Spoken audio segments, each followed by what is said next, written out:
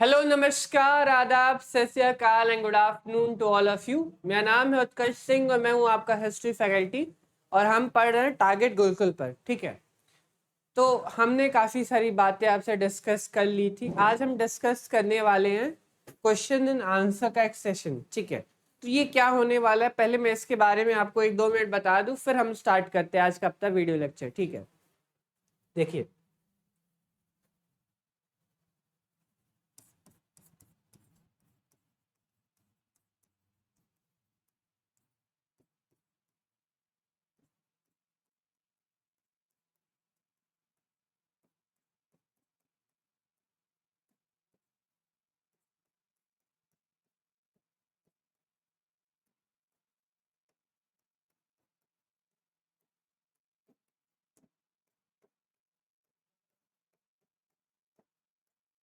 चलिए सुन लीजिए 2 मिनट।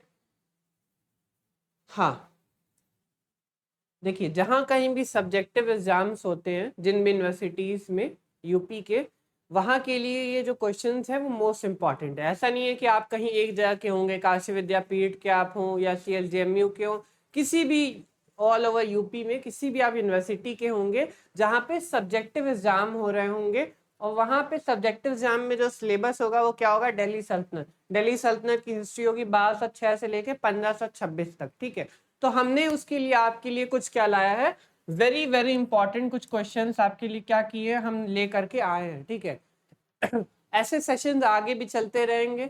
हम आपको इसमें ये बताएंगे कि इंपॉर्टेंट क्वेश्चंस एग्जामिनेशंस के लिए क्या है। ठीक है, क्या क्या एग्जामिनेशंस के लिए इंपॉर्टेंट है, क्या क्या एग्जामिनेशंस के लिए इंपॉर्टेंट नहीं है, तो क्वेश्चन किस प्रकार से फ्रेम आउट होते हैं हम आपको यहाँ पे ये बताने का काम करेंगे। ठीक है, हाँ, मैं बोल रहा था कि हम जहां कहीं भी सब्जेक्टिव एग्जाम होते हैं जिसमें दिल्ली सल्तनत आता है 1206 से 1526 तक, वो इक्वली इंपॉर्टेंट है वहां के लिए। फॉर एग्जाम्पल हम लखनऊ यूनिवर्सिटी की बात करें, लखनऊ यूनिवर्सिटी में 10 क्वेश्चन आते हैं, उसमें से आपको 5 करना होता है। पेपर पैटर्न यही है। ठीक है, कई यूनिवर्सिटीज में ऐसा है कि 3 पार्ट्स में आता है। सबसे पहले टिप्पणी आती है, ठीक है, उसके बाद शॉर्ट आंसर आते हैं लिखने के लिए 2 पेजेस में, फिर उसके बाद लॉन्ग आंसर्स आते हैं। तो हर जगह अलग अलग चीजें, अलग अलग पैटर्न है। लगभग लगभग सारे के सारे यूनिवर्सिटीज में यही सारी चीजें हैं। या तो आपको 10 में से 5 क्वेश्चन मतलब कि करना होगा, ये वाला चीज होगा, या तो आपका पेपर पैटर्न 3 भागों में डिवाइड होगा। जैसा कि मैंने बताया, फर्स्ट पे टिप्पणी आते हैं, फिर शॉर्ट आंसर्स आते हैं, फिर लॉन्ग आंसर्स आते हैं। ठीक है, तो आज का वीडियो लेक्चर इक्वली सबके लिए बहुत ज्यादा इंपॉर्टेंट है, जहां भी दिल्ली सल्तनत की हिस्ट्री है और सब्जेक्टिव एग्जाम वहां पे होते हैं। ठीक है, तो क्वेश्चन क्या पूछे जाते हैं आपको ये भी पता होना चाहिए, क्वेश्चन कहाँ कहाँ से किस एक्सपेक्ट से क्वेश्चन आते हैं। ठीक है, मैं कोशिश करूंगा उसका आंसर भी आपको समझाने की। ठीक है, अगर आपने मेरे वीडियोस देखे हैं पहले तो आप उसका आंसर आसानी से फाइंड आउट कर पाएंगे। ठीक है, एक और चीज, एक और डिस्क्लेमियर जो मैं देना चाहता हूँ वो ये है कि ऐसा नहीं है कि सिर्फ यही क्वेश्चंस हैं, आपको बस इसको बेस बनाना है, अपनी तैयारी जारी रखनी है। ठीक है, धीरे धीरे बाकी सारी चीजें आप जान जाएंगे। तो वक्त ज्यादा बर्बाद ना करते हुए सीधे हम अपने क्वेश्चंस पे आते हैं। चलो, समझ गए किसके लिए इंपॉर्टेंट है, सारी चीजें समझ गए होगे। ठीक है, 1 मिनट। क्वेश्चन अब लिखे कैसे जाते हैं, क्वेश्चंस को फ्रेम कैसे करते हैं किसी आंसर्स को, जिससे आपको ज्यादा से ज्यादा क्या मिले, उस पर नंबर मिले, वो भी बहुत ज्यादा इंपॉर्टेंट है। तो हम साइड में आपको ये भी बताते हुए चलेंगे कि आपको आंसर राइटिंग किस प्रकार से करनी है। फॉर एग्जाम्पल, अगर 100 मार्क्स का पेपर आपका है तो आप कैसे उसमें 75+ या 80+ स्कोर कर सकते हैं। और अगर आप देखो बच्चों, अगर आप 75+ या 80+ अगर आप इसमें स्कोर कर रहे हैं ना, तो आप, मैं 101% लिख सकता हूँ कि आप टॉपर्स में से वहां पे एक होने वाले हैं, आप टॉपर करने वाले हैं अपनी अपनी यूनिवर्सिटी में जहां भी आप मतलब वो पेपर देंगे। ठीक है, तो it was enough good score basically. चलिए टॉपिक पर अपने आते हैं। जैसा कि मैंने बताया, इसमें हम दिल्ली सल्तनत के 1206 से 1526 तक का डिस्कस करने वाले हैं सब्जेक्टिव आंसर्स।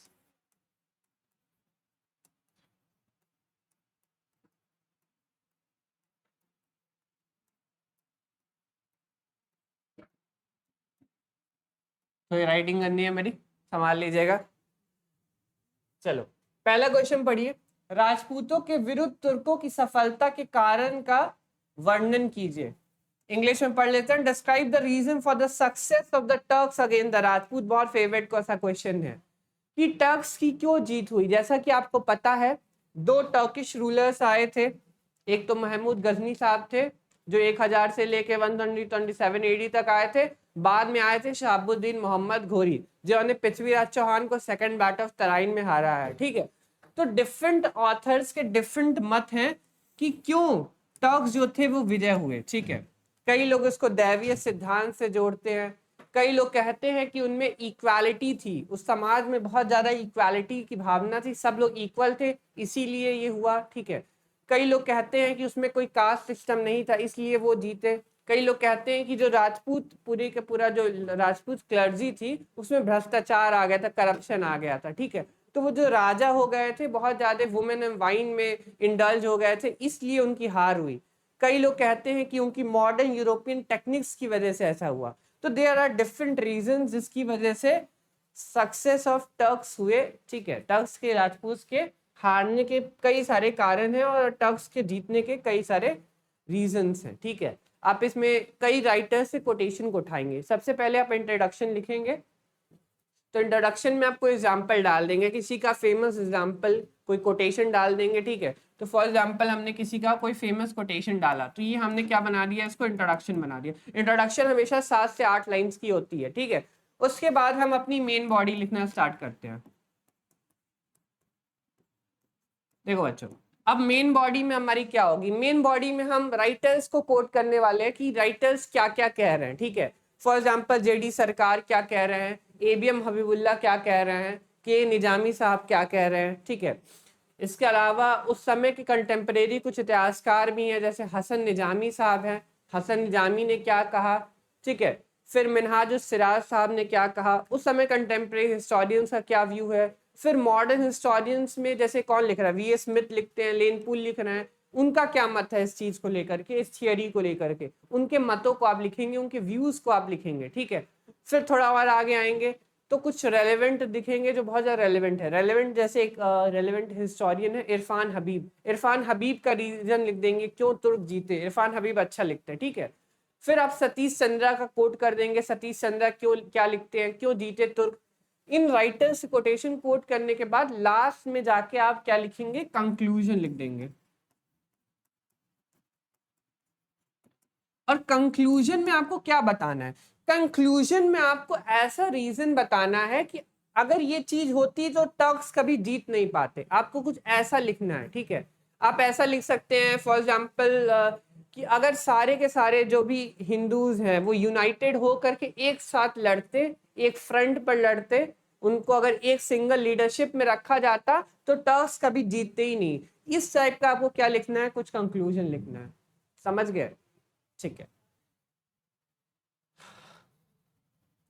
इसी के अलावा और भी कई सारे क्वेश्चंस पूछे गए हैं, तो ये इस तरह से क्वेश्चन लिखा जाता है। आपको उसको 3 पार्ट्स में डिवाइड करना है basically, introduction, main body and last is conclusion. ठीक है, और जितने वर्ड्स में रहेगा आप उतने वर्ड्स में देख लीजिएगा, आप देख लीजिएगा 1000 वर्ड्स में आपको लिखना है, 500 वर्ड्स में आपको लिखना है कि 200 वर्ड्स में लिखना है। ठीक है, 1000 वर्ड में लिखना है तो 5 पेजेस में आप लिखेंगे। ठीक है, इसके अलावा अगर आपको 200 वर्ड्स में अगर लिखना है तो 1 से 2 पेजेस में लिखेंगे, 500 वर्ड्स लिखना है तो 2 से 3 पेज में लिखेंगे। तो वो अलग अलग जितने वर्ड्स में लिखा रहेगा उतने मतलब पेजेस आपको लिखने पड़ेंगे। ठीक है, उसके हिसाब से बेसिकली मार्किंग होती है, तो वो सब आप देख लीजिएगा, वो सब मैं बताने नहीं जाऊंगा। ठीक है, वो सब बेसिक सी चीजें हैं, वो भाई आप देख सकते हैं, वो यहाँ पे हम बताने नहीं जाएंगे। ओके, मैं बस आपको एक तरीका बताऊंगा कि आपको लिखना कैसे है। ठीक है, मैंने आपको बुक्स भी बता दी थी कि कौन कौन सी बुक्स आपको फॉलो करनी है, अभी फिर से मैं अभी बुक्स बता दूंगा लास्ट में जाकर के आपको कि आपको कौन कौन सी बुक्स को फॉलो करना है और कौन कौन सी बुक्स से आप क्या कर सकते हैं, अपना आंसर लिख सकते हैं। फॉर एग्जाम्पल हम कुछ बुक्स अगर ले सकते हैं यहाँ पे। ठीक है, starting with the KL Khurana. अगर आपने दिल्ली सल्तनत की हिस्ट्री एकदम ही नहीं पढ़ी, आप फ्रेशर है, फॉर एग्जाम्पल आप 12th, जैसे कई सारे लोग क्या होते हैं, जैसे कई सारे लोग होते हैं भाई 12th अलग अलग स्ट्रीम से करते हैं। फॉर एग्जाम्पल किसी ने साइंस से किया, किसी ने मैथ से किया, आप किसी और कॉमर्स के बैकग्राउंड के हो लेकिन आप बीए करने आ गए कि भाई हमें बीए करना है, हमें आर्ट्स करना है। ठीक है, तो आपको आइडिया कुछ भी नहीं है हिस्ट्री के बारे में, तब आप कौन सी बुक रिकमेंड करेंगे, तब आप एक बुक पढ़ सकते हैं, इसका नाम है केएल खुराना। केएल खुराना बहुत अच्छी बुक मानी जाती है एकदम बेसिक लेवल की सबसे अच्छी बुक है, ठीक है। इसको बेसिक लेवल की सबसे अच्छी बुक मानी जाती है के.एल. खुराना को, ठीक है। इसके अलावा आप एल.पी. शर्मा भी पढ़ सकते हैं, एल.पी. शर्मा भी एक अच्छा ऑप्शन है, ठीक है। या हमारे यूनिवर्सिटीज में चलती है, गोरखपुर यूनिवर्सिटीज में ए.के. मित्तल चलती है, ए.के. मित्तल भी आप पढ़ सकते हैं, ठीक है। ये जस्ट एक बेसिक लेवल ऑफ अंडरस्टैंडिंग के लिए कि आपको अपने सब्जेक्ट के बारे में जैसे अभी कुछ नहीं पता है, कोई भी चीज एकदम ही आपको नहीं पता चली है, आप बस अभी स्टार्ट कर रहे हैं अपने सब्जेक्ट, तो इन बुक्स के साथ क्या कर सकते हैं, आप अपने सब्जेक्ट को स्टार्ट कर सकते हैं, ठीक है। समझ गए, नाम लिख लेना इनका। चलो आगे बढ़े। अब हम कुछ इसी प्रकार से कुछ हायर लेवल की बुक्स के बारे में बात करते हैं, हायर लेवल बुक्स। क्या बात करने वाले हैं, कुछ हायर लेवल बुक्स के बारे में बात करने वाले हैं। अब ये हायर लेवल बुक्स क्या होती हैं, मैंने क्या बताया, मैंने आपसे ये बताया कि हम ने यहाँ पे दो पार्ट्स में बेसिकली चीजों को डिवाइड किया। दो पार्ट्स क्या क्या हैं भाई, एक तो हमारे पास ये बेसिक लेवल की बुक्स हैं जहां से हम अपनी तैयारी को थोड़ा सा ऊपर बढ़ाएंगे। फिर सेकंड नंबर पे हमारे पास क्या है, कुछ हायर लेवल की बुक्स हैं। अब कुछ हायर लेवल की बुक्स में क्या हो सकता है, देखिए मेरी सबसे सलाह है, प्लीज पहले आप ये बुक्स पढ़ लीजिएगा, इसमें से कोई एक ले लीजिएगा, ऐसा नहीं है सारा उठाकर लेकर आ गए, नहीं, एक कोई पढ़ लीजिएगा, आपको बेसिक लेवल की अंडरस्टैंडिंग अच्छी हो जाएगी। फिर हम आगे बढ़ेंगे हायर लेवल बुक्स में, ठीक है। तो जब हम हायर लेवल बुक्स के बारे में बात करते हैं तो मेरे दिमाग में दो तीन बुक्स का नाम जरूर आता है, ठीक है। तो पहली एक बुक आती है हरीश चंद्र वर्मा साहब की,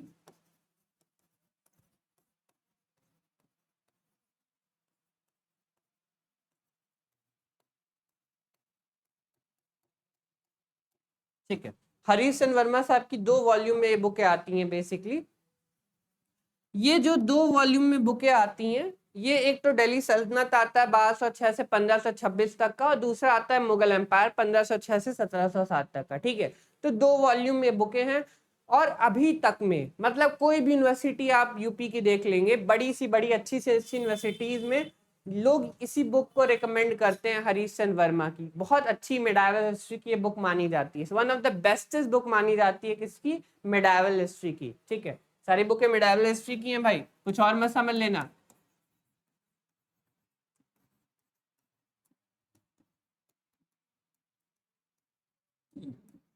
कई सारे लोग होंगे भाई जो कुछ और समझ लेंगे, कुछ और नहीं है भाई, सिर्फ मेडावल हिस्ट्री की बुक है ये, ठीक है।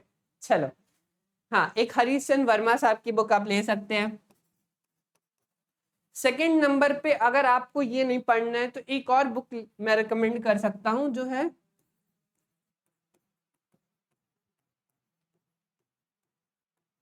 सतीश चंद्रा साहब की। ये भी 2 वॉल्यूम में आती है, 2 पार्ट्स में ये भी बुक आती है, ठीक है। Volume 1, volume 2। वॉल्यूम 1 इसका दिल्ली सल्तनत है, वॉल्यूम 2 इसका है मुगल एम्पायर। 2 पार्ट्स में ये वाली बुक भी आती है। तो अगर आप हरीश चंद्र वर्मा नहीं पढ़ सकते तो आप सतीश चंद्र पढ़ेंगे, one of the very very very bestest book है। यहाँ तक कि यूपीएससी में भी जो लोग ऑप्शनल लिखते हैं, हिस्ट्री ऑप्शनल, वो भी इस बुक को रिकमेंड करते हैं, ठीक है। सतीश चंद्रा की बुक बहुत ज्यादा फेवरेबल बुक है, ठीक है। एक सतीश चंद्रा की यूपीएससी की स्टार्टिंग लेवल की बुक आती है, वो मेंस की आती है, उसमें दिल्ली सल्तनत और मुगल एम्पायर दोनों होता है। मैं उस बुक की बात नहीं कर रहा हूँ बच्चों, मैं यहाँ पे एक अलग बुक के बारे में बात कर रहा हूँ जो 2 पार्ट्स में आती है, ठीक है। उसमें दिल्ली सल्तनत अलग होगा और मुगल एम्पायर अलग होगा, ठीक है। इसके अलावा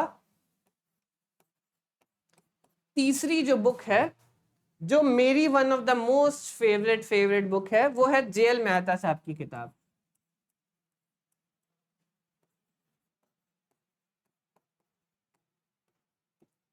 जे.एल. मेहता की ये जो किताब है वो सोसाइटी एंड कल्चर के ऊपर है। किसके ऊपर है, सोसाइटी एंड कल्चर के ऊपर बच्चों किताब है, बहुत अच्छी है।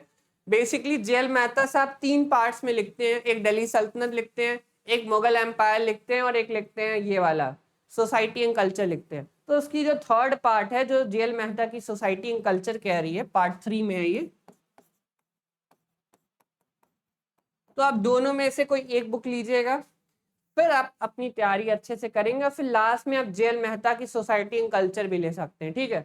जब आप 3rd या 5th सेमेस्टर में जाएंगे, मुझे आपकी यूनिवर्सिटी का सिलेबस नहीं पता, लेकिन जब आप 3rd या 5th syllabus, 3rd 4th 5th किसी भी सेमेस्टर में जाएंगे जहां पे बीए में मिडावल हिस्ट्री में सोसाइटी एंड कल्चर का पार्ट आता है, तब आपको इस बुक की जरूरत पड़ेगी। One of the very good book है जेएल मेहता की, ठीक है। और भी बुकें आती हैं, लेकिन जेएल मेहता से बेस्ट कोई बुक नहीं मानी जाती सोसाइटी इन कल्चर के लिए। बहुत अच्छे राइटर है, मैं खुद भी बहुत बार बहुत साल इन किताबों से पढ़ा हूँ, ठीक है।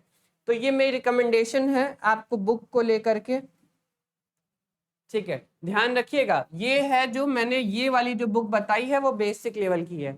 आपको इन दोनों बुक्स में से कोई एक बुक लेनी है, कोई एक बुक ऑप्ट करनी है स्टार्टिंग की अपनी प्रिपरेशन के लिए, ठीक है। फिर उसके बाद आप हाइयर लेवल बुक्स में जब जाएंगे तो इन दोनों में से कोई एक बुक आप ले लीजिएगा, या तो हरीश चंद्र वर्मा साहब की ले लीजिएगा, तो सतीश चंद्रा साहब की ले लीजिएगा, ठीक है।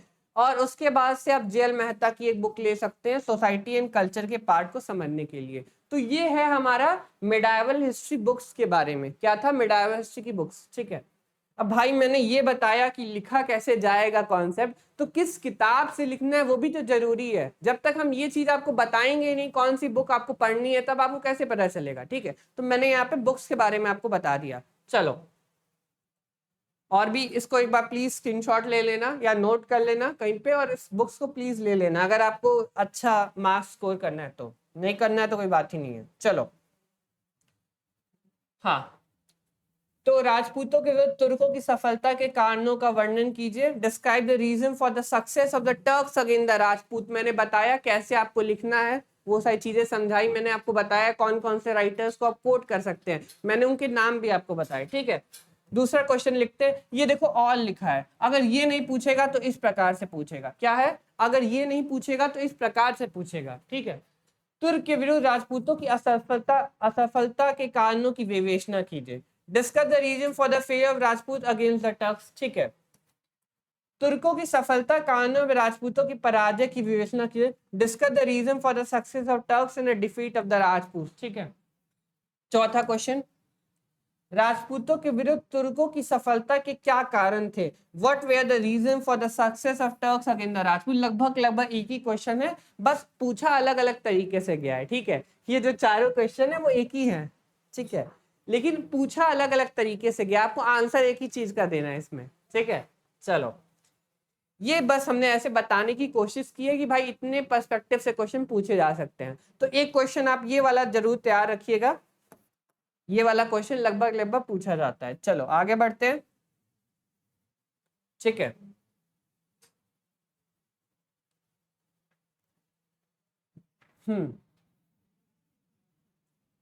Excuse me please.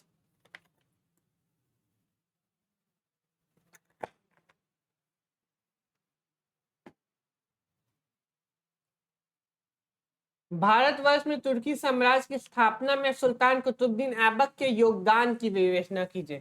Qutubuddin Aibak साहब बहुत इंपॉर्टेंट हो जाते हैं क्योंकि इनको फाउंडर माना जाता है दिल्ली सल्तनत का। 1206 से लेकर 1210 तक थे, ठीक है। आपको पता है शहाबुद्दीन मोहम्मद घोरी के गुलाम थे, उनके एक आमिर हुआ करते थे, आमिर मलिक सीपा सलार हम कह सकते हैं, ठीक है, लेकिन उनको सुल्तान नहीं कहा जा सकता। अब उनके कुछ मिलिट्री एक्सपेंडिशंस के बारे में आप बता देंगे, उनके कुछ कल्चर कंट्रीब्यूशंस के बारे में आप बता देंगे, उनके कुछ संघर्ष हुए यल्दोस के साथ में हुए और इसके साथ में हुए, कुबाचा के साथ में हुए, उस संघर्ष के बारे में भी आप कुछ कहानियां बता सकते हैं तो बता देंगे। तो भारतवर्ष में तुर्की साम्राज्य की स्थापना में सुल्तान कुतुबुद्दीन ऐबक के योगदान की विवेचना कीजिए। वैसे ये उतना इंपॉर्टेंट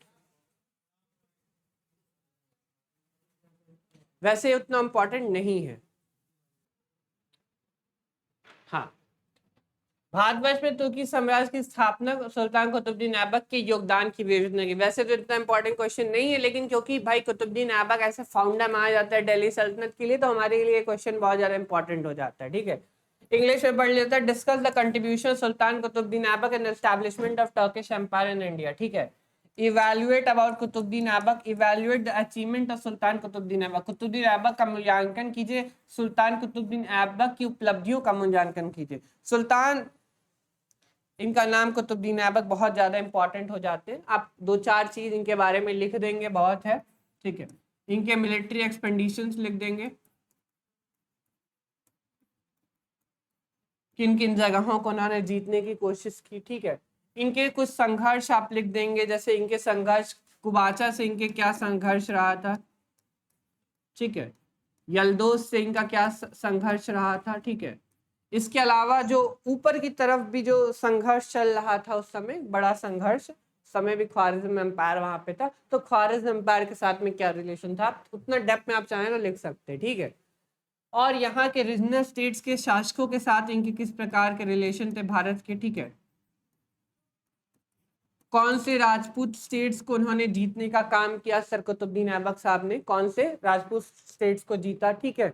या दिल्ली के आसपास के कौन से क्षेत्र को अपने अधिपत्य में लाने में सफल हुए, ठीक है। इसके अलावा कुतुबुद्दीन ऐबक का जब भी हम नाम लेंगे तो उनके कल्चर कंट्रीब्यूशंस के बारे में बहुत जरूरी है बात करना, ठीक है। तो उनके कल्चर कंट्रीब्यूशंस बहुत ज्यादा जरूरी है, तो उनके कल्चर कंट्रीब्यूशंस भी हम लिखेंगे, ठीक है। तो आप जानते हैं उनके दो कल्चर कंट्रीब्यूशन रहे हैं, ठीक है। एक तो भाई उन्होंने कुतुब मीनार बनवाया, फिर अढ़ाई दिन का झोपड़ा भी उन्होंने बनवाया। तो कल्चर कंट्रीब्यूशन में आप जैसे कुतुब मीनार लिख देंगे, कुतुब मीनार के बारे में, कुतुब मीनार उन्होंने क्यों बनवाया था, ठीक है। अढ़ाई दिन का झोपड़ा, ठीक है। और क्या लिख सकते हैं कल्चर कंट्रीब्यूशन में बच्चों, कुव्वतुल इस्लाम मॉस्क्यू लिख सकते हो ना।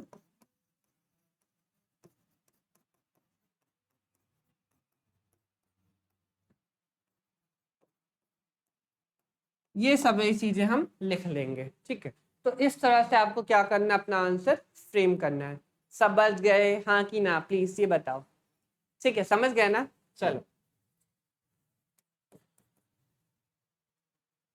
चलो अब एक क्वेश्चन एग्जाम के लिए अभी लिख लो, 101% आएगा, इसमें कहीं कोई वाली शक वाली बात ही नहीं है, 101% आएगा। क्वेश्चन क्या है, इल्तुतमिश की उपलब्धियों पर विश्लेषण कीजिए। क्या क्या इल्तुतमिश की उपलब्धियां रही हैं, तो इल्तुतमिश की तो बहुत सारी उपलब्धियां रही हैं, ठीक है। तो हम अभी बात करेंगे, पहले क्वेश्चन पढ़ लेते हैं। बहुत ज्यादा आने वाला मोस्ट डिमांडिंग क्वेश्चन है, अगर आप सब्जेक्टिव एग्जाम दे रहे हैं, दिल्ली सल्तनत से रिलेटेड क्वेश्चन अगर उसमें पोर्शन में आपके है, सिलेबस में है, तो ये वाला क्वेश्चन आना 101% पक्का है, ठीक है। मैं देखिए मैंने स्टार मार्क कर दिया इसको। इल्तुतमिश की उपलब्धियों का विश्लेषण कीजिए। इल्तुतमिश दिल्ली सल्तनत का वास्तविक संस्थापक क्यों था, इसको क्यों वास्तविक संस्थापक रियल फाउंडर मानते हैं। दिल्ली सल्तनत की स्थापना में इल्तुतमिश की भूमिका का आलोचना परीक्षण कीजिए। इल्तुतमिश और यल्दोज के मध्य संबंधों का वर्णन कीजिए। यल्दोज 1216 में हारा थर्ड बैटल ऑफ तराइन में, अगर आपको याद आ रहा हो तो थर्ड बैटल ऑफ तराइन 1216 में हुआ था, ठीक है। उसमें यल्दोज की हार हो गई थी। इंग्लिश में पढ़ लेते हैं, यहां तक है। Analyse the achievement of Iltutmish, analyze Iltutmish for the real founder of Delhi Sultanate, critically examining the role of Iltutmish in the establishment of Delhi Sultanate, describe the relationship between the Iltutmish and Yildiz। अल्दोज नहीं लिखा है, अल्दोज, यल्दोज होता है, ठीक है, YALDOZ होता है। चल ठीक है, हाँ। तो analyse the achievements of Iltutmish, जब हम इसको अचीवमेंट्स को एनालाइज करेंगे या इसको रियल फाउंडर बनाएंगे दिल्ली सल्तनत का। अब चलो देख लो कितने सारे काम इल्तुतमिश ने किए, बहुत सारे काम किए, एक दो काम तो किए होते तो मैं गिनवा देता, लेकिन इतने सारे अचीवमेंट्स हैं कि कहाँ से स्टार्ट करूं। चलो, तो 1229 में खलीफा से सबसे पहले इन्होंने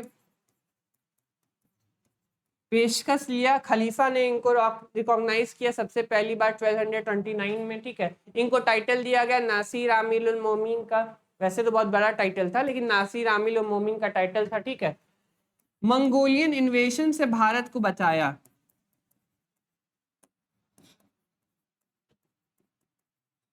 मंगोलियन इन्वेशन किसका होने वाला था, अगर आपको याद आए, चंगेज खान का। भाई सिंधु नदी के पास चंगेज खान खड़ा था जो पूरी की पूरी दुनिया को खत्म कर चुका था, समझ लीजिएगा, जिसने देशों के देश खत्म कर डाले, सिंधु नदी के जस्ट किनारे खड़ा था। अगर वो भारत में आ जाता तो आज क्या होता वो हम खुद भी नहीं जानते, शायद आज यहाँ की हिस्ट्री कुछ और होती। तो मंगोल इन्वेशन, चंगेज खान का इन्वेंशन 1221, मैंने वो कहानी आपको सुनाई होगी जलाउद्दीन मंगबरनी वाली, इल्तुतमिश और जलाउद्दीन मंगबरनी वाली कहानी, आप जानते होंगे, नहीं जानते होंगे मेरा वीडियो देख लीजिएगा, कहानी आप समझ जाएंगे, ठीक है। चलो और क्या बात कर सकते हैं, इसने भारत में इक्ता सिस्टम लेकर आया पहली बार, ठीक है। एक दल का निर्माण किया जिसको तुर्काने चहलगनी कहा जाता है, ठीक है। तुर्कान चहलगनी वाले दल का इसने निर्माण किया। इसके कुछ दो विरोधी हुआ करते थे जो कुतुबुद्दीन ऐबक के थे, लेकिन कुतुबुद्दीन ऐबक क्योंकि जल्दी मर गए, उनको ज्यादा मौका नहीं मिला, तो इसने अपने दो विरोधियों को खत्म करने का काम किया जो कि गद्दी के लिए लड़ रहे थे। अगर इल्तुतमिश गद्दी से हटता तो यही दो बैठते। कौन थे भाई, आपको नाम पता होगा, एक तो यल्दोज साहब है और एक तो कुबाचा साहब है। दो लोग हैं, एक तो यल्दोज साहब है और एक कौन है, कुबाचा साहब है। यल्दोज साहब को आपको पता है 1216 में हरा दिया। यल्दोज साहब को कब हरा दिया, 1216 में। कुबाचा साहब भी 1228 1239 में हार गए थे। ठीक है, ये तो सिंधु नदी में कूद कर इन्होंने आत्महत्या ही कर ली थी कुबाचा साहब ने। ठीक है, देखो कई बातें बहुत जल्दी में बोल रहा हूं तो कई बातें गलत भी बोल सकता हूँ। ठीक है, लेकिन हम नोट कर लिएगा। ठीक है, और क्या हम बता सकते हैं आपको, कुछ और अचीवमेंट, कुछ कल्चर कंट्रीब्यूशन लिख देना इनका, कुछ मिलिट्री एक्सपेंडिशन लिख देना इनका। राजपूत राज्यों से बहुत सारे मिलिट्री एक्सपेंडिशन थे, हम वो लिख सकते हैं इनके बारे में। ठीक है, इन्होंने एक नया दो टाइप के कॉइन्स चलाए भारत में, introduce two type of new coins. एक तो सिल्वर टंका चलाया और एक कॉपर जित्तल चलवाया। तो ठीक है,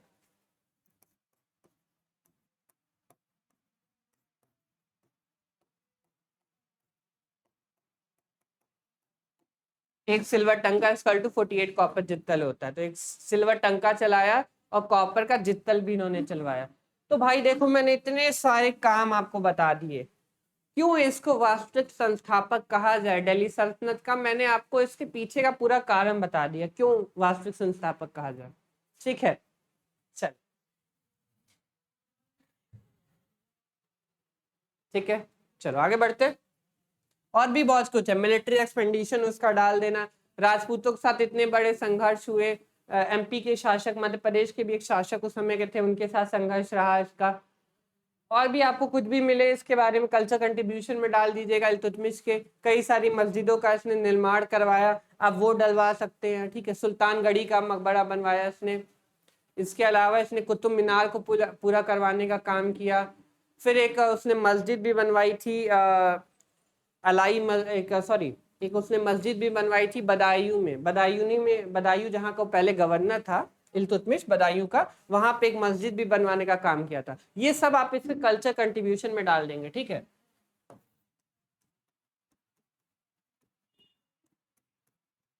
मैं बस चीजें बता रहा हूं आपको, लिखना क्या लिखना, आपको यही सारी चीजें हैं। ठीक है, चलो समझ गए। ओके, तो 101% ये क्वेश्चन को मार्क कर लो, ये आने वाला है, कोई डाउट वाली बात है ही नहीं। ये मत बोलना नहीं आएगा, 101% आएगा। इल्तुतमिश से एक क्वेश्चन तो पक्का आएगा। ठीक है, अगर कुछ और भी मन करे इल्तुतमिश के बारे में पढ़ने के लिए तो कुछ भी और भी पढ़ लेना। जैसे इनके गुलाम थे तुर्कान चहलगनी वाले, उन गुलामों के बारे में पढ़ लेना।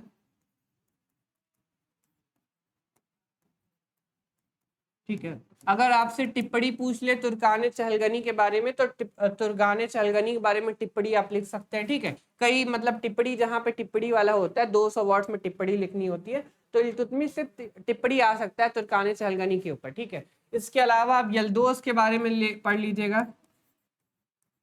ठीक है, यल्दोज भी काफी ज्यादा इंपॉर्टेंट है। ये सारी चीजें हैं और इसको मार्क कर लीजिए, 101% आने वाला, कहीं कोई डाउट नहीं है। चलो नेक्स्ट क्वेश्चन देखते हैं। रजिया सुल्तान की उपलब्धियों की विवेचना कीजिए। रजिया की उपलब्धियों पर प्रकाश डालिए। रजिया सुल्तान की बहुत सारी उपलब्धियां थी, किस प्रकार से इसने नॉबेल्स को संभाला, और उस समय का एडमिनिस्ट्रेशन एक महिला ने काम करने का काम किया, कैसे वो की, क्योंकि उस समय का जो मुस्लिम समाज था वो ऑर्थोडॉक्स था, बहुत ज्यादा ऑर्थोडॉक्स था, तो उसमें महिलाओं को बहुत निम्न स्थान प्राप्त था। किस प्रकार से इन्होंने अपनी जगह बनाई, और उस समय के बेसिकली जो भी नॉबल्स थे, शमसी नॉबल्स हुआ करते थे। ठीक है, कौन से नॉबल्स थे, शमसी नॉबल्स थे। शमसी नॉबल से किस प्रकार से इन्होंने डील किया और खुद की सत्ता को बनाए रखा। 3 साल 3 महीना 3 दिन कहा जाता है इनका शासनकाल रहा टोटल। ठीक है, 3 साल 3 महीना 3 दिन। ठीक है, तो रजिया सुल्तान की उपलब्धियों की विवेचना कीजिएगा, रजिया की उपलब्धियों पर प्रकाश डालिएगा। ठीक है। इसमें आप कई लोग का नाम लिखेंगे, जैसे किसका किसका आप नाम लिख सकते हैं, जैसे मलिक अल्तुनिया का नाम लिखिएगा जरूर। मलिक अल्तुनिया गवर्नर था बटिंडा का, ठीक है। इसके अलावा एक और क्वेश्चन अगर आपको याद हो,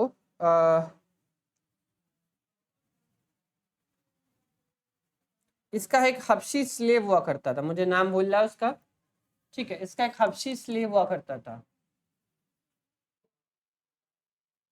हाँ, रजिया सुल्तान की उपलब्धियों पर विवेचना कीजिए, ठीक है। जैसे आप इनके शमशी नोबल्स के साथ किस प्रकार के रिलेशन थे वो लिख सकते हैं, ठीक है।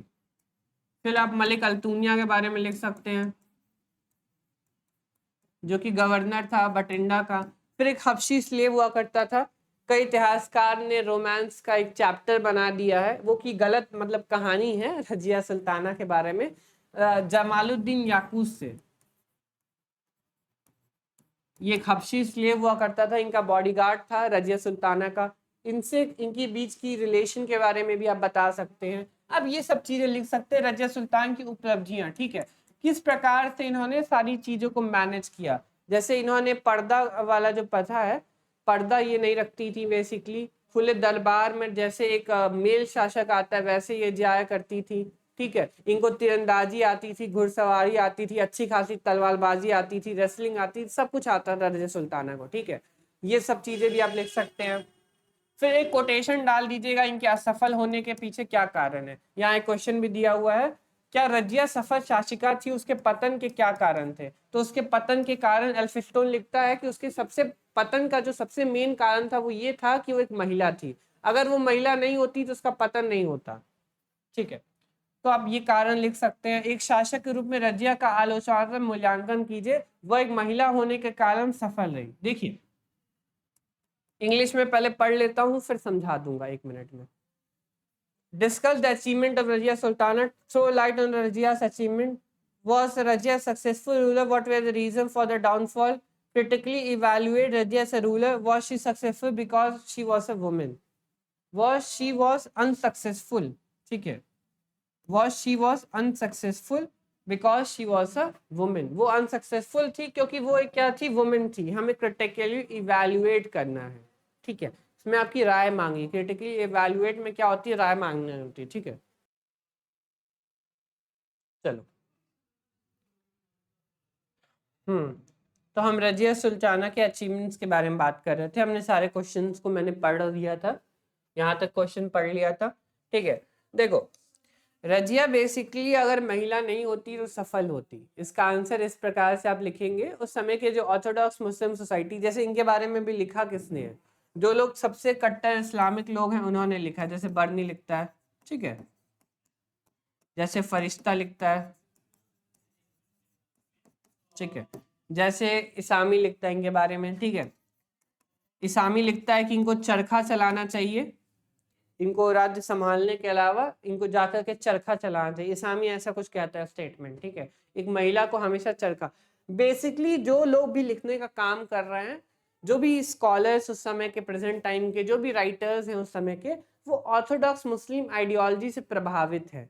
तो वो इतनी बड़े स्थान पर एक महिला को देख ही नहीं सकते, तो वो कोई ना कोई ऐसा स्टेटमेंट अनइवैल्यूएट, मतलब कोई एनॉनिमस स्टेटमेंट कहते हैं, जिससे क्या होता है वो चीजें मतलब कि गलत साबित होती हैं, कोई वुमेन को वो नीचा दिखाने की कोशिश करते हैं, ठीक है। आमिर खुसरो भी कहता है कि अगर सांप और वुमेन हो तो सांप को मतलब छोड़ देना चाहिए, वुमेन को मार देना चाहिए। आमिर खुसरो भी इस टाइप के स्टेटमेंट कह रहे हैं। इन सब चीजों से क्या पता चल रहा है, ये चीज पता चल रही कि उस समय वुमेन्स की जो कंडीशन थी वो सही में बहुत ज्यादा खराब थी, ठीक है। आप ये सारे कारण लिख देंगे। समय की सोसाइटी किस प्रकार से थी याद रखिएगा। ये जो भी लोग राइटर्स हुआ करते थे वो मुस्लिम ऑर्थोडॉक्स आइडियोलॉजी को क्या करते थे, फॉलो करते थे। जो भी मुस्लिम ऑर्थोडॉक्स आइडियोलॉजी को जो भी राइटर्स फॉलो करते थे, अब वो किस प्रकार से महिला को देखेंगे, उनके नजर में महिला का जो स्थान है वो क्या है, लो बॉर्न है, छोटा स्थान है, ठीक है, बहुत बड़ा स्थान नहीं है। तो उनकी तरह आपको सोच कर देखना पड़ेगा, उस समय की सोसाइटी की तरह आपको सोच कर देखना पड़ेगा, ठीक है। चल नेक्स्ट क्वेश्चन डिस्कस करते हैं, बहुत सारे क्वेश्चन हैं। हाँ, एक ये क्वेश्चन जरूर लिख दीजिएगा बलबन के ऊपर, बलबन के ऊपर 101% क्वेश्चन बनने वाला है, बलबन के ऊपर भी, ठीक है। बलबन एक शुद्धिकरण की नीति क्या है? शुद्धिकरण की नीति क्या होता है? सो कहते हैं consolidation of the empire, consolidation of empire. उसने अपने एम्पायर को क्या किया? कंसोलिडेट किया, जितना एम्पायर है उतना ही रखा, बहुत ज्यादा बढ़ाया नहीं, ठीक है। दिल्ली सल्तनत में शुद्धिकरण बलबन का योगदान की विवेचना कीजिए। Describe Balban policy of straightening, discuss the contribution Balban in straightening the Delhi सल्तनत, बलबन सिद्धांत, बलबन राजतत्व सिद्धांत का। देखिए बलबन की थियोरी ऑफ किंगशिप के ऊपर। और तीसरा एक और क्वेश्चन बनता है, एक शासक के रूप में बलबन का मूल्यांकन कीजिए। बलबन एक किस प्रकार का शासक था उसके बारे में क्या कीजिए? इंग्लिश हिंदी दो में लिखा है, पढ़ लीजिएगा, वही चीज लिखिए जो मैं बताने वाला हूँ। तो 3 प्रकार के क्वेश्चन बलबन से बनते हैं। एक तो उसके कंसोलिडेशन ऑफ एम्पायर पे क्वेश्चन बनता है, ये जो स्टेटमेंट है डॉक्टर एबीएम हबीबुल्ला साहब का स्टेटमेंट है, उसके ऊपर क्वेश्चन बनता है। मुझे याद आता है मैं यूपीपीसीएस में दिया था, हिस्ट्री ऑप्शनल यूपीपीसीएस का जो लास्ट पेपर हुआ था, अब हिस्ट्री ऑप्शनल हटा दिया गया है यूपीपीसीएस से, उस लास्ट पेपर में यही क्वेश्चन पूछा गया था कि बलबन के राज्य को सिद्धकरण का राज्य कहा जाता है, सिद्धकरण नीति का वर्णन किया जाता है, कंसोलिडेशन ऑफ एम्पायर का राज्य कहा जाता है, इसको समझाइए। तो बहुत इंपॉर्टेंट क्वेश्चन अपने आप में बन जाता है। ऐसे ही क्वेश्चन देखो यार, आगे भी आप कोई भी कॉम्पिटिटिव एग्जाम देंगे उसमें भी इसी प्रकार से क्वेश्चन आएंगे, ठीक है। चलो 3 क्वेश्चन बनते हैं।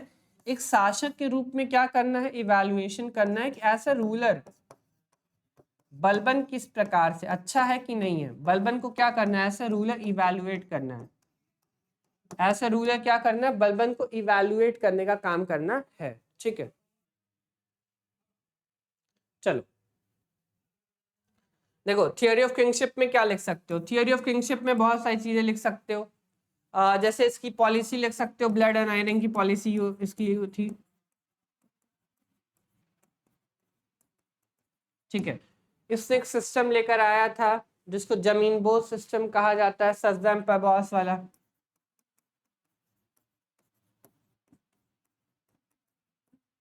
इसने नवरोज फेस्टिवल मनवाना स्टार्ट किया। ये सब पर्शियन फेस्टिवल्स है, सब फेस्टिवल है, ठीक है। सारी जो चीजें हैं सब क्या हैं? ये सारी की सारी पारसी चीजें हैं, सद्दाम पैबॉस, नवरोज फेस्टिवल, ठीक है। तो राजा की शक्ति को बढ़ाने के लिए इसने बहुत सारी चीजों को करने का काम किया। रॉयल बॉडीगार्ड्स वाला सिस्टम ले आया, इसने दरबार में सारे नॉवेल्स के लिए प्रॉपर ड्रेस कोड लेकर आया, ठीक है। तो बहुत सारी चीजें इसने की। तो ये सब आप किस में लिखेंगे? बलबन के राजत्व सिद्धांत की आलोचना। तो आप परीक्षण कीजिए, जब आप इसके बारे में बताएंगे तो इसकी थियोरी ऑफ किंगशिप, क्यों ये एक ऑटोक्रेटिक डेस्पॉट रूलर बना, यहाँ लिखा है ना, देखिए ऑटोक्रेटिक डेस्पॉट। बलबन को एक ऑटोक्रेटिक डेस्पॉट रूलर माना जाता है, तो क्यों वो एक ऑटोक्रेटिक डेस्पॉट रूलर बना, इसके बारे में आप बताएंगे। तो उसने जो पॉलिसीज को इम्प्लीमेंट किया, जो टफ पॉलिसीज को इम्प्लीमेंट किया, उन पॉलिसीज को आप लिखेंगे और उसको समझाएंगे, ठीक है। जैसे वो एक और चीज था, जैसे वो दरबार में कभी स्माइल नहीं करता था, ठीक है, स्माइल नहीं करता था। इसके अलावा वो अल्कोहल कभी नहीं पीता था, कंज्यूम नहीं करता था, क्योंकि वो ये कहता था अगर मैं अल्कोहल कंज्यूम करूंगा तो मैं नॉन सीरियस मूड में आ जाऊंगा, इसलिए मैं अल्कोहल ही कंज्यूम नहीं करूंगा, ठीक है। तो ये सारी चीजें वो कहता था। अगर आपको इसके आंसर्स जानने तो आप मेरे वीडियो लेक्चर्स को देख सकते हैं, उसमें आपको मैंने डिटेल्ड में मैंने आपको ये सारी चीजें एक्सप्लेन की है, ठीक है। तो मैं बस थोड़ा थोड़ा ही चीजें बता रहा हूँ यहाँ पे, ओके। चलो ये 3 क्वेश्चन बलबन से 100% आने वाले हैं, प्लीज देख लीजिएगा। आप कोई भी यूनिवर्सिटी में हो, सब्जेक्टिव जहां भी एग्जाम हो, यहाँ पे बलबन से रिलेटेड 101% क्वेश्चन आने ही आने वाला है, ठीक है। चलो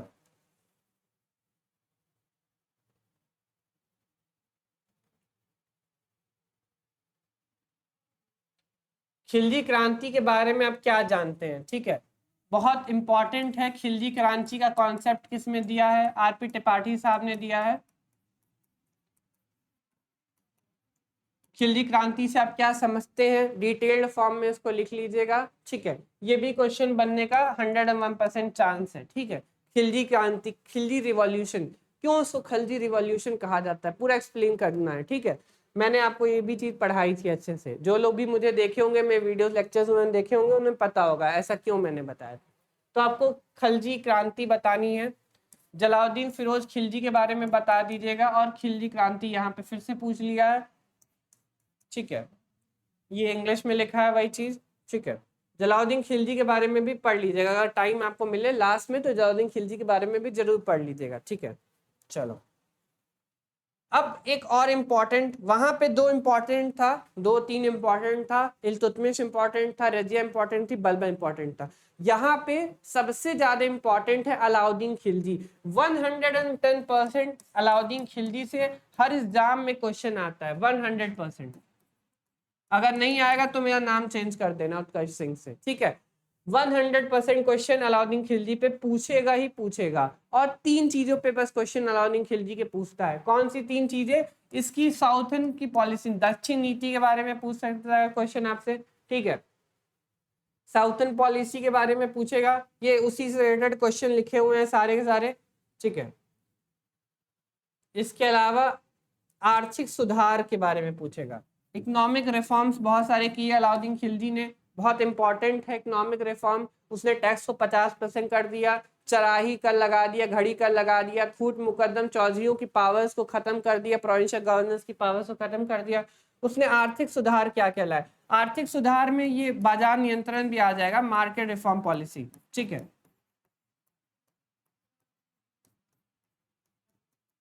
तो बड़ी, इतनी बड़ी सेना को मेंटेन करने के लिए, रखने के लिए, उसके पास 4,75,000 की सेना थी, उसको रखने के लिए उसको मार्केट रिफॉर्म पॉलिसी की जरूरत थी। मार्केट रिफॉर्म पॉलिसी क्या होता है आप एक्सप्लेन कर दीजिएगा, ठीक है।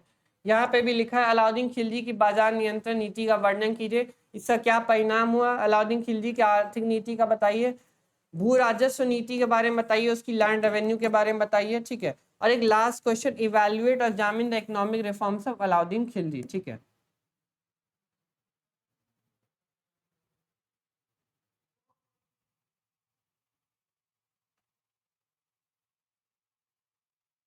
और एक लास्ट क्वेश्चन, देखो तीन चार क्वेश्चन है यहाँ पे, चार क्वेश्चन है, चारों क्वेश्चन पढ़ दे रहा हूँ, आप देख लीजिएगा, ठीक है। एक बार कुछ चारों क्वेश्चन फिर से पढ़ दे रहा हूँ मैं। पहला क्वेश्चन है अलाउद्दीन की दक्षिण नीति के बारे में, अलाउद्दीन खिलजी की साउथर्न पॉलिसी के ऊपर, बहुत अच्छा क्वेश्चन बनता है साउथर्न पॉलिसी के ऊपर, ठीक है। चलो उसके बाद से उसके आर्थिक सुधार क्या थे, आर्थिक सुधार क्या थे अलाउद्दीन खिलजी के, ये दूसरा क्वेश्चन भी बन सकता है। 100% आर्थिक सुधार पे क्वेश्चन बनेगा ही बनेगा। अगर ये नहीं बनेगा तो ये बनेगा, ठीक है। उसके बाजार नियंत्रण के बारे में पूछेगा, क्या पूछेगा? उसके बाजार नियंत्रण के बारे में। तो अगर ये इसी में इंक्लूड कर देते हैं, 2A लिख देता हूं मैं, ठीक है, इसी क्वेश्चन में, क्योंकि इकोनॉमिक रिफॉर्म का ही पार्ट है मार्केट रिफॉर्म पॉलिसी, तो ये भी क्वेश्चन बहुत ज्यादा पूछने का चांसेस है। यहाँ पे लिखा है मार्केट कंट्रोल रिफॉर्म पॉलिसी, ठीक है। चलो और लास्ट एक और क्वेश्चन पूछेगा अलाउद्दीन खिलजी के राजतत्व सिद्धांत पे, इसकी थियरी ऑफ किंगशिप क्या थी। थियरी ऑफ किंगशिप किसकी? अलाउद्दीन खिलजी की थियरी ऑफ किंगशिप क्या थी, इसके बारे में भी क्वेश्चन पूछेगा, ठीक है। ये बेसिकली आप सिर्फ एक क्वेश्चन, ये वाला ऊपर वाला क्वेश्चन देखिएगा, ठीक है, आपको आइडिया मिल जाएगा। हमने बेसिकली 4 क्वेश्चन बनाए हैं अलाउद्दीन खिलजी के बारे में। एक थियरी ऑफ किंगशिप के बारे में बना दिया है, एक उसकी साउथर्न पॉलिसीज के बारे में बना दिया है, साउथर्न मिलिट्री पॉलिसीज के बारे में, एक उसकी बाजार नियंत्रण के बारे में बना दिया है, ठीक है। और एक हमने ये वाला उसके रात थियरी ऑफ किंगशिप के बारे में बता दिया। लगभग लगभग हमने 4 क्वेश्चन आपको बता दिए, ठीक है। तो ये इतने क्वेश्चन आप अलाउद्दीन खिलजी के बारे में देख लीजिएगा। इसमें से एक क्वेश्चन या 2 क्वेश्चन, कम से कम 2 क्वेश्चन 101% पूछेगा ही पूछेगा, इसमें कहीं कोई डाउट नहीं है, ठीक है। चलो मोहम्मद बिन तुगलक है, नहीं फिरोज शाह तुगलक है, मोहम्मद बिन तुगलक बाद में। फिरोज शाह तुगलक के प्रशासनिक सुधारों के बारे में बताइए, एडमिनिस्ट्रेटिव रिफॉर्म्स क्या कह रहे। इसने इतने सारे बिल्डिंग्स बनवाए, सराय बनवाए, इतने अच्छे अच्छे डिपार्टमेंट्स को स्टैब्लिश किया, आप सब उनका चीजों का नाम लिख लीजिएगा, ठीक है। Administrative reform of Firoz Shah Tughlaq. Firoz Shah Tughlaq की धार्मिक नीति, धार्मिक नीति पे बहुत 101% ये क्वेश्चन आ सकता है। फिरोज शाह तुगलक बहुत ज्यादा इंपॉर्टेंट है, और फिरोज शाह तुगलक के 2 क्वेश्चन बन सकते हैं। एक तो इसके एडमिनिस्ट्रेटिव रिफॉर्म के बारे में पूछ सकता है, इसने पब्लिक वेलफेयर के लिए बहुत सारे काम किए, वो आप लिखेंगे एडमिनिस्ट्रेटिव रिफॉर्म में। और दूसरा इसकी धार्मिक नीति, रिलीजियस पॉलिसी के लिए लिख सकता है। आपको मैंने पढ़ाया था कि फिरोज शाह तुगलक बहुत ज्यादा कट्टर मुसलमान था, ठीक है। उसने बहुत सारे मंदिरों को नष्ट करने का भी काम किया, मैं ये सारी चीजें पढ़ा चुका हूँ। उसके काल को गोल्डन पीरियड कहा जाता है उलेमास का, ये सारी चीजें मैं पढ़ा चुका हूँ, ठीक है। तो 2 क्वेश्चन लगभग इससे बन सकते हैं। चलो नेक्स्ट क्वेश्चन, तुगलक वंश के पतन में फिरोज शाह तुगलक कहां तक उत्तरदायी था? ठीक है, क्या फिरोज शाह तुगलक उत्तरदायी था तुगलक डायनेस्टी को खत्म करने में? ये वाला क्वेश्चन आप डिस्कस करेंगे। To what extent were Firoz Shah Tughlaq responsible for the decline of the Tughlaq dynasty? ठीक है, क्या फिरोज शाह तुगलक उत्तरदायी था, फिरोज शाह तुगलक मतलब जिम्मेदार था तुगलक डायनेस्टी के खत्म होने के पीछे? जी हाँ, इसका भी बहुत सारे कारण था, इसकी बहुत सारी पॉलिसीज थी जिसकी वजह से तुगलक डायनेस्टी खत्म हुआ। ठीक है, क्या चीजें थी वो मैं बाद में बता दूंगा, हमारे पास और भी कम टाइम बचा हुआ है, तो उतने कम टाइम में हम चीजों को बहुत हद तक नहीं बता सकते। मैं बाद में आपको बता दूंगा जब एक और डिटेल वीडियो लेक्चर लेकर आऊंगा, तो पार्ट वाइज वीडियो, अगर डिटेल वीडियो लेक्चर लेकर आऊंगा तो part wise detail video lecture लेकर आऊंगा, उसमें हम क्वेश्चन और आंसर दोनों डिस्कस करेंगे। ठीक है, ये क्वेश्चन देख लीजिएगा। फिर आते हैं मोहम्मद बिन तुगलक के बारे में। देखिए 3 चीजें स्लेव डायनेस्टी में पढ़ के रखिएगा, रजिया पढ़ के लिखिएगा, इल्तुतमिश पढ़ लीजिएगा अच्छे से, बलबन पढ़ लीजिएगा। ठीक है, फिर आप आ जाइए खलजी में। खलजी में आप अलाउद्दीन खिलजी के 3 क्वेश्चन 4 क्वेश्चन मैंने बनाए हैं आपको, वो अच्छे से पढ़ लीजिएगा। फिर आ जाइए तुगलक पे। तुगलक पे आप पढ़ेंगे मोहम्मद बिन तुगलक को, फिरोज शाह तुगलक। ये दोनों बहुत ज्यादा इंपॉर्टेंट है, इससे 101% क्वेश्चन आने वाले हैं। अगर टाइम बच गया तो गयासुद्दीन तुगलक के बारे में पढ़ लीजिएगा। ठीक है, लेकिन अगर टाइम बचा तो मोहम्मद बिन तुगलक की प्रमुख योजनाओं का आलोचनात्मक परीक्षण कीजिए। ठीक है, बहुत इंपॉर्टेंट क्वेश्चन बनता है। उसके मेजर प्लान्स बताइए for the decline, critical examine the major plans of the Mohammad bin Tughlaq, वही लिखा है, इंग्लिश में लिखा हुआ है। उसकी राजधानी परिवर्तन की पॉलिसी के बारे में पूछा, टिप्पणी के तौर पे या 200 वर्ड्स में आपसे पूछ सकता है उसकी राजधानी परिवर्तन। ठीक है, उसने दिल्ली से दौलताबाद अपनी कैपिटल को शिफ्ट किया था, क्यों शिफ्ट किया था, अलग अलग राइटर्स से क्या मत है उसके बारे में, और लास्ट में कंक्लूजन बता दीजिएगा कि ज्यादा सही मत उसमें कौन सा है। ठीक है, चलो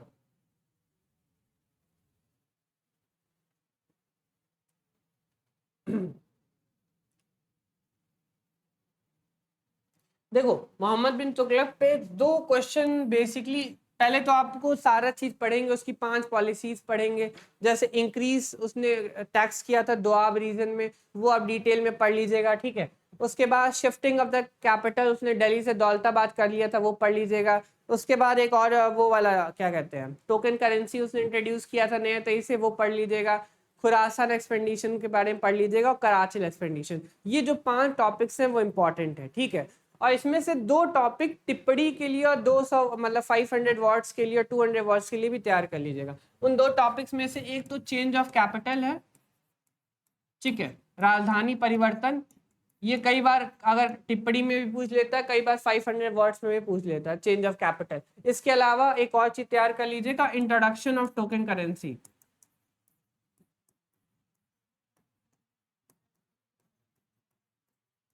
चलो ठीक है, आगे बढ़ते। नेक्स्ट, लोडी वंश के महानतम शासक के रूप में सिकंदर लोडी। सिकंदर लोडी सबसे ज्यादा इंपॉर्टेंट है, और 100% सिकंदर लोडी से क्वेश्चन आने ही आने वाले हैं। अगर आपको लोडी डायनेस्टी में कुछ पढ़ना है तो पहला जो टॉपिक है वो आप सिकंदर लोडी पढ़िएगा। दूसरा एक और टॉपिक बहुत ज्यादा इंपॉर्टेंट है इसमें, वो है, ये सब सिकंदर लोडी के बारे में ही है। ठीक है, सिकंदर लोडी के क्या क्या अचीवमेंट्स रहे हैं मैंने पढ़ाया है आपको, पढ़ लीजिएगा आप। ठीक है, दूसरा है दिल्ली के रोधी सुल्तानों के राजत्व सिद्धांत के बारे में बताइए। ये भी बहुत मोस्ट इंपॉर्टेंट क्वेश्चन है, critically describe the kingship theory of the Lodi Sultan of Delhi. Most important question है, एक सिकंदर लोडी वाला और एक ये वाला क्वेश्चन। बहुत ज्यादा चांसेस है आपके एग्जामिनेशन में आएगा। ठीक है, चलिए लास्ट के 2 क्वेश्चन देखते हैं। लास्ट के 2 क्वेश्चन क्या क्या हैं? हाँ, दिल्ली सल्तनत के पतन के क्या कारण थे? बहुत सारे कारण थे, 5 6 7 8 कारण थे, 5 6 7 8 कारण लिख दीजिएगा। What are the reason behind the decline of Delhi Sultanate? ठीक है, और लास्ट वाला क्वेश्चन है, describe the role of ulema in the Delhi Sultanate. जो उलेमाओं का जो प्रभाव था वो बता दीजिएगा। आपको पता है उलेमा कौन होते हैं? उलेमा होते हैं धार्मिक लीडर, रिलीजियस लीडर्स को उलेमा कहा जाता है। ठीक है। एक उमरा होता है, एक शब्द होता है उमरा, उमरा का मतलब होता है नॉबल्स, आमिर, वो दूसरे होते हैं। ठीक है। आई होप आपको ये आज का वीडियो लेक्चर पसंद आएगा। अगर आप मुझे सपोर्ट करेंगे, अगर आपको आज का ये वीडियो लेक्चर पसंद आएगा, आप मुझे बताएंगे, तो हम लोग ऐसे ही आगे भी काम करेंगे और ऐसे ही बेसिकली अलग अलग पार्ट्स में वीडियो लेक्चर ले आएंगे और आपको पर्टिकुलर आंसर बताएंगे। ठीक है। इसका आंसर आपको कैसे लिखना है। ठीक है। पूरा मैं मतलब कोई कंटेंट उठाऊंगा, एक क्वेश्चन लिखूंगा, उसका कंटेंट बताकर आपको समझाने की कोशिश करूंगा। तो अगर आप डिमांड करेंगे, आपकी अगर डिमांड होगी तब ऐसा काम होगा। ठीक है। तो इसके लिए आपको मुझे सपोर्ट करना पड़ेगा ज़्यादा से ज़्यादा। प्लीज़ मैं बताइएगा कि आपको मेरा वीडियो कैसा लगा। इसको लाइक शेयर और सब्सक्राइब जरूर कीजिएगा। थैंक यू सो मच जो लोग भी मुझे देख और सुन रहे हैं।